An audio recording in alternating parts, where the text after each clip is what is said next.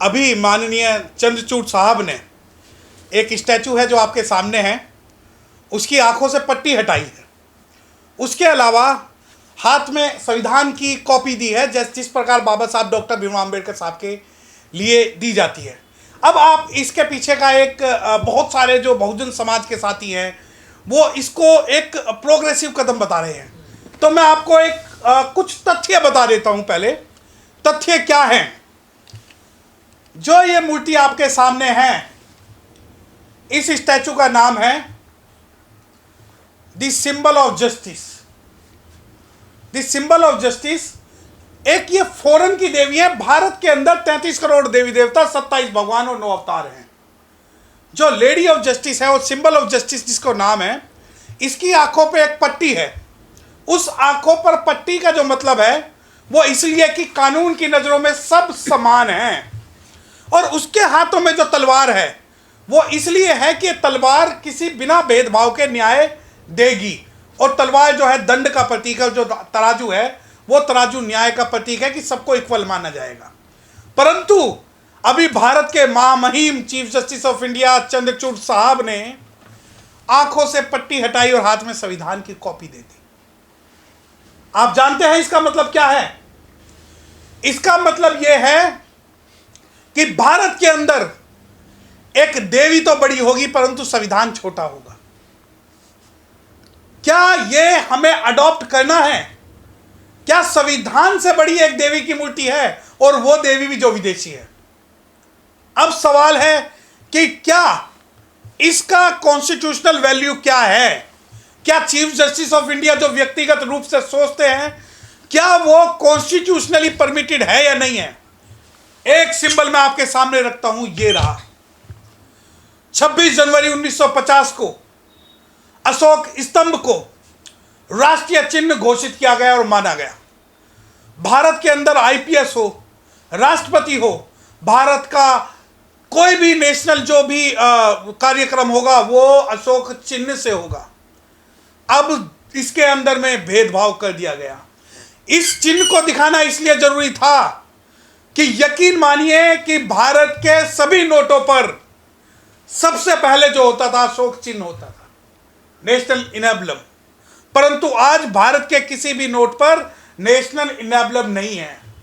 क्या आप कल्पना कर सकते हो कि कल नेशनल इनेबलम की जगह इस न्याय की देवी को, इस लेडी ऑफ जस्टिस को हम अपना सिंबल माने? क्या आपके सामने ऐसी मजबूरी रही थी कि व्यक्तिगत रूप से जो आप सोचते हो उसे संवैधानिक रूप से करते हो? बाबा साहब की स्टैचू बाहर है और इस लेडी की जो स्टैचू है वो अंदर है। आप यकीन मानिए कि भारत के संविधान से न्याय चलेगा या किसी की आंखें खोलने या बंद करने से न्याय चलेगा? क्या भारत के कॉन्स्टिट्यूशनल सिस्टम में इस बात की परमिशन है कि आप विदेशी जो लॉ है, विदेशी सिंबल ऑफ जस्टिस है, उस विदेशी सिंबल ऑफ जस्टिस को अडॉप्ट कर पाए? क्या यह एक षड्यंत्र है कि किस प्रकार भारत जो अशोक के नाम से भी जाना जाता है, जिसको हम अशोक स्तंभ भी बोलते हैं, जिसके अंदर घोड़ा भी है, जिसके अंदर बैल भी है, जिसके अंदर भगवान बुद्ध के 24 जो है चक्र भी है, क्या इन दोनों में से हमें किसी को चूज करना होगा? क्या माननीय चंद्रचूड़ साहब कल मनु की मूर्ति अगर सुप्रीम कोर्ट में लगाएंगे तो क्या हमें परमिशन देनी पड़ेगी? क्या संविधान आज इतना छोटा हो गया कि उसे संविधान को भी आज लेडी ऑफ जस्टिस की जरूरत पड़ी? मैं बताना चाहता हूं कि इस भारत के अंदर हमें किसी देवी देवता से सबसे ज्यादा अगर जरूरत है तो वो लेडी जस्टिस की नहीं, संविधान की जरूरत है। और संविधान को आपने छोटा कर दिया कि जो न्याय मिलेगा वो देवी देंगी। हमें कोई देवी देवता ने अभी तक कोई न्याय नहीं दिया है, तो हमें किसी भी देवी देवता से न्याय की उम्मीद नहीं है। हमें चाहिए तो संविधान चाहिए, हमें चाहिए तो अशोक स्तंभ चाहिए, हमें चाहिए तो भारत का भगवान बुद्ध का भारत चाहिए। और अगर कोई भी चीफ जस्टिस ऑफ इंडिया, यकीन मानिए ये अगर आज हमने इस बात का विरोध नहीं किया तो अशोक चिन्ह जिस प्रकार नोटों से गायब हुआ है वो गायब होगा सुप्रीम कोर्ट से भी। आज मैं आपसे खुल के इस बात को कह सकता हूं कि अगर सुप्रीम कोर्ट के अंदर मनु की मूर्ति लगेगी तो हम विरोध करेंगे। जब आज ये अडॉप्शन हुआ है कि जो अशोक चिन्ह है, जो भारत का अशोक चिन्ह है, जो भारत का रिप्रेजेंटेशन है, जो भारत की ऑफिशियल सील है, क्या आज तक माननीय चंद्रचूड़ साहब ने इसका एक भी प्रतीक क्या सुप्रीम कोर्ट के अंदर स्थापित किया? परंतु नहीं, लेडी ऑफ जस्टिस की आंख खुली हुई है, वो देखेंगी कि मैं न्याय करते समय मैं व्यक्तिगत रूप से जो 5 जजेस बैठे हैं जिन्होंने कॉन्स्टिट्यूशनल अमेंडमेंट किया है, मैं उन्हें देख के न्याय दूंगी। मैं न्याय देख के दूंगी कि किस प्रकार मुस्लिमों को, शेड्यूल कास्ट को, आदिवासियों को, ओबीसी को और महिलाओं को पहले मैं उनकी जाति देखूंगी, फिर मैं उसका धर्म देखूंगी, फिर मैं उसका पैसा देखूंगी, फिर मैं उसका फाइनेंशियल कैपेसिटी देखूंगी, और सबसे बड़ी बात, फिर मैं उसका सबसे बड़ा वकील देखूंगी, तब मैं न्याय दूंगी। क्या इस लेडी ऑफ जस्टिस की हमें जरूरत है?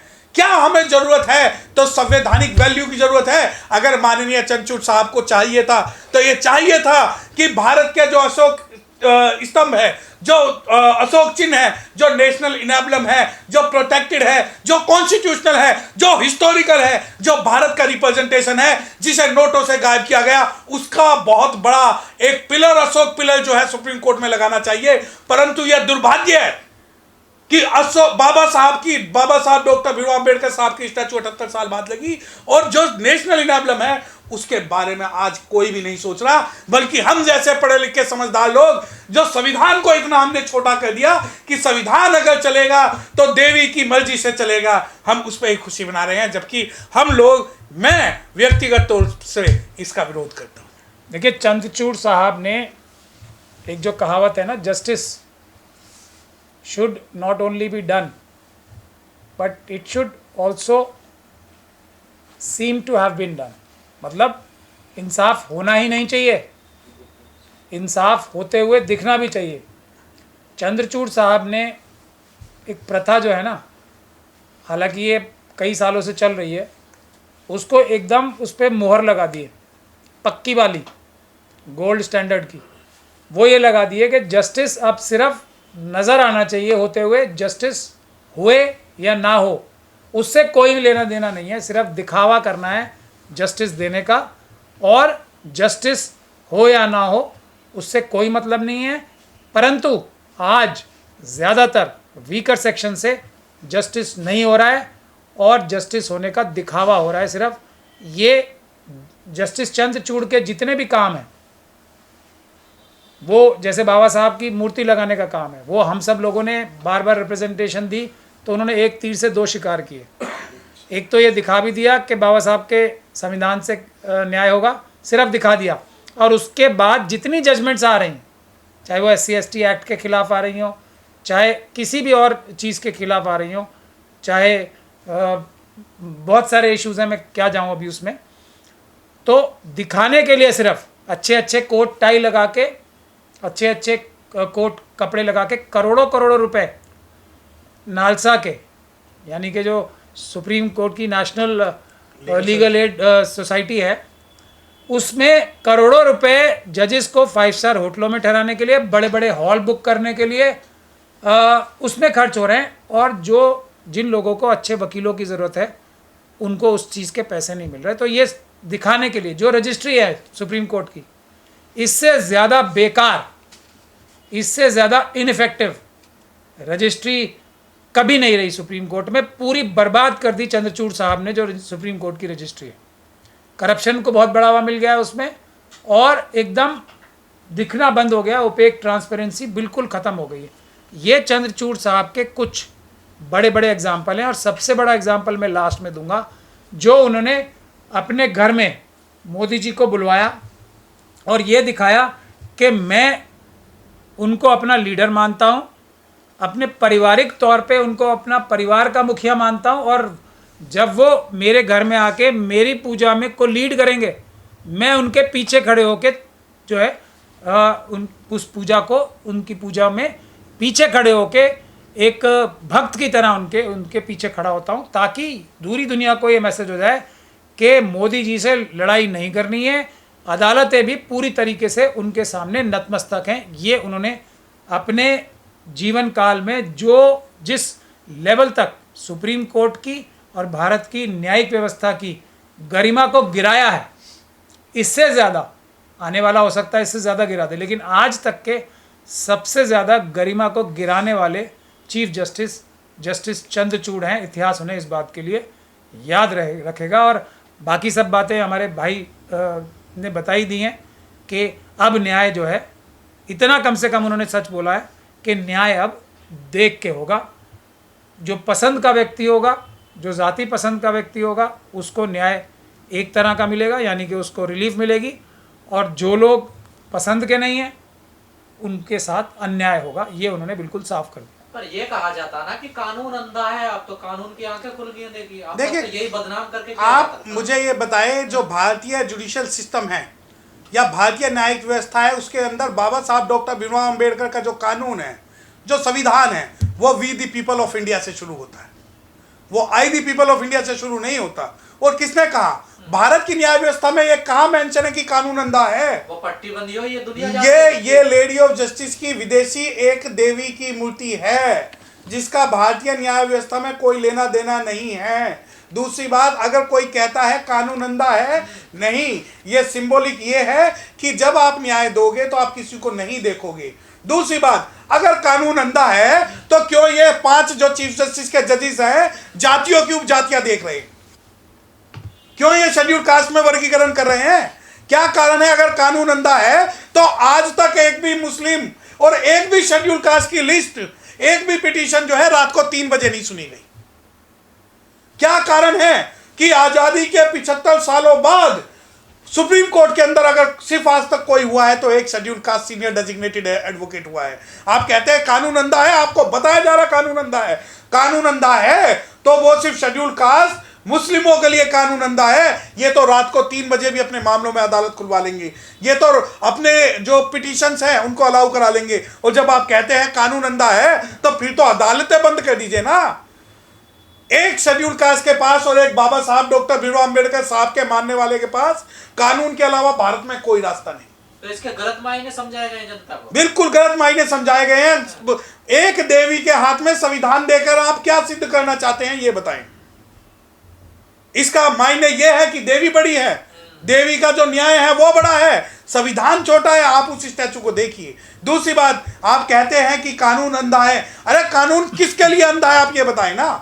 कानून अंधा है, आज यूपी के अंदर मुस्लिमों को मारा जा रहा है, शेड्यूल कास्ट के आरक्षण में सब क्लासिफिकेशन हो रहा है, आज तक शेड्यूल कास्ट की जो बैकलॉग है वो भरी नहीं गई। उसके लिए क्या कानून अंधा है? बिल्कुल है, क्योंकि तुम लोगों ने अपने लिए 50% रिजर्व चीजें कर ली है। और जो ये हमें बहकाया जा रहा है, हमें ये बहकाया जाता है कि कानून अंधा है, जो कि बिल्कुल नहीं है। हम अगर भारत के अंदर राज लाना चाहेंगे तो संविधान का राज लाना चाहेंगे, अशोक का राज लाना चाहेंगे और भगवान बुद्ध का राज लाना चाहेंगे। एक सवाल है, अगर ये पट्टी हटा दी गई तो इससे क्या नुकसान है? हाथ में संविधान क्यों दिया गया? नुकसान ये है, सिंबॉलिक रूप से आप ये देखना चाहते हैं कि हम जजमेंट देते हुए हम देखना चाहेंगे कि किसकी जाति, किसका धर्म क्या है, किसका पैसा कितना है, कौन सीनियर डेजिग्नेटेड के साथ पेश हो रहा है, कौन जूनियर एडवोकेट्स के साथ पेश हो रहा है। अगर आपने पट्टी हटाई है, आपके पास कोई थ्योरी तो होगी, कोई हिस्ट्री तो होगी। आपने जो संविधान देवी के हाथ में दिया है तो हम देवी देवता की पूजा करें या संविधान को माने? क्या भारत की न्याय व्यवस्था जो देवी के हिसाब से चलेगी या संविधान के हिसाब से चलेगी? और पट्टी का विरोध नहीं है, व्यक्तिगत रूप से अगर कल आप मनु महाराज की मूर्ति सुप्रीम कोर्ट में लगाओगे तो मैं विरोध करूंगा। मैं स्वागत करता माननीय चंद्रचूड़ साहब का, अगर वो राजस्थान से मनु की मूर्ति हटवाने का काम करते और वो ये दिखाते कि कानून की नजरों में सब समान है। परंतु उन्होंने सिर्फ ये हमें गुमराह करने के लिए, एक सिंबॉलिक प्रोटेस्ट करने के लिए। अरे भगवान बुद्ध का जो अशोक स्तंभ है वो पूरी दुनिया में गड़ा हुआ है, सुप्रीम कोर्ट में आपको देखने से नहीं मिलेगा। आज जो राष्ट्रपति, प्रधानमंत्री, ऑफिशियल सील हम सब जो जानते हैं वो सिर्फ और सिर्फ अशोक चिन्ह को जानते हो। किसी तो बाबा साहब की मूर्ति लगा तो दी सुप्रीम कोर्ट। हमें मूर्ति नहीं चाहिए, ना बाबा साहब कभी डिमांड करते हैं, ना ही अम्बेडकराइट और बहुजन समाज के। हमें चाहिए कॉन्स्टिट्यूशनल। आप मूर्ति लगा के हमारा अधिकार मानेंगे? आप मूर्ति लगा के, हमें मूर्ति नहीं चाहिए। हमें संविधान का वो प्रारूप चाहिए जो बाबा साहब डॉक्टर भीमराव अंबेडकर देके गए। हमें संविधान की वो सोच चाहिए जो बाबा साहब डॉक्टर भीमराव अंबेडकर साहब ने हमें बताई। आप कहते हैं मूर्ति, अरे मूर्ति नहीं चाहिए। आप पूरे भारत के अंदर वन एजुकेशन सिस्टम आप लागू कर दीजिए, बैकलॉग भर दीजिए, जितना हमारा जो है रिजर्वेशन है, जल जंगल जमीन है, वो सारी दे दीजिए। आप मूर्ति तो फिर कॉलेजियम का विरोध क्यों नहीं करते? कोलिजियम का तो हम कर रहे हैं। प्राचा साहब ने कई जो मूवमेंट है वो लीड किया कोलिजियम पे, हम सभी में है जो अनकॉन्स्टिट्यूशनल जो भी चीज है हम उसका विरोध करते थे, करते हैं और करते रहेंगे। जिस भी व्यवस्था में जिसकी जितनी संख्या भारी उतनी उसकी हिस्सेदारी नहीं है, कोलिजियम हो ना कोलिजियम हो, हम उन सब का विरोध करते हैं। तो फिर चेंज कैसे आएगा? ये सब चीज तो चलती आई और चलती रही, चाहे वो मैं आपको खुल के बता रहा हूं, ये एक सेल्फ अडॉप्शन है। जो ओरिजिनल कोलिजियम सिस्टम है वो ओरिजिनल कॉन्स्टिट्यूशन का पार्ट नहीं है। इन लोगों ने चिट भी अपनी पट कथा लिखकर एक कोलिजियम सिस्टम बनाया, और इस प्रकार का कोलिजियम सिस्टम पूरे वर्ल्ड के जुडिशियल सिस्टम में कहीं भी नहीं है जहां अनुसूचित जाति, जनजाति और रियल मुस्लिम और रियल माइनॉरिटीज का कोई भी रिप्रेजेंटेटिव ना हो। तो जब आप कहते हैं चलती आ रही है, नहीं चलती आ रही, ये खुद ने अडॉप्शन। अब एक बात बताएं, अभी सुप्रीम कोर्ट ने सब क्लासिफिकेशन कर दिया, क्या सब क्लासिफिकेशन ओरिजिनल कॉन्स्टिट्यूशन का पार्ट था? क्या सब क्लासिफिकेशन जब हम डिबेट्स की बात करते हैं, कॉन्स्टिट्यूशन असेंबली डिबेट की बात, क्या वही नहीं हुई? क्या सुप्रीम कोर्ट के 5 या 7 जजेस 500 पार्लियामेंट्रियन से ज्यादा बड़े हैं? क्या सुप्रीम कोर्ट के जो 5 जजेस हैं वो भारत की जनता से बड़े हैं? और क्या सुप्रीम कोर्ट के 5 जजेस अगर एंटी कॉन्स्टिट्यूशनल कोई भी वर्डिक्ट देते हैं, चाहे वो मेरे फेवर में हो, मैं उसका विरोध करूंगा अगर वो कॉन्स्टिट्यूशनल नहीं है। बदलाव कैसे आएगा? बदलाव आएगा बिल्कुल। हम एक we are in process to make a organisation of advocates across India who will fight judiciously with the judiciary, with the constitutional measures and with the constitutional remedies.